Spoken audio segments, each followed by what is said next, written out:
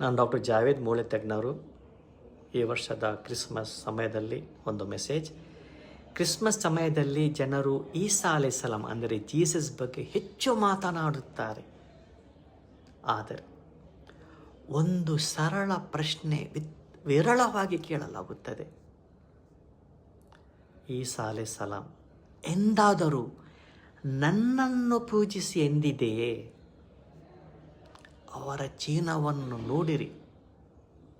ಅವರು ಪ್ರಾರ್ಥನೆ ಮಾಡಿದರು, ಉಪವಾಸ ಇಟ್ಟರು ಮತ್ತು ದೇವರ ಮುಂದೆ ತಲೆ ಬಾಗಿದರು.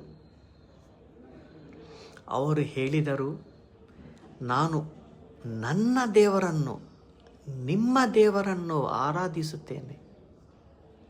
ಅವರು ತಮ್ಮನ್ನು ಪೂಜಿಸಲು ಕರೆದಿಲ್ಲ, ಅವರು ದೇವರನ್ನು ಪೂಜಿಸಲು ಕರೆದರು. ಇಸ್ಲಾಂ ನಮಗೆ ಹೇಳುತ್ತದೆ, ಈಸಾ ಅಲೈಹಿಸ್ಸಲಾಂ ಅವರನ್ನು ಪ್ರೀತಿಸಿ ಗೌರವಿಸಿ, ಆದರೆ ಅವರು ಪೂಜಿಸಿದ ದೇವರನ್ನೇ ಪೂಜಿಸಿ. ಪ್ರಾರ್ಥನೆ ಮಾಡುವವನು ದೇವರಾಗಲಾರನು.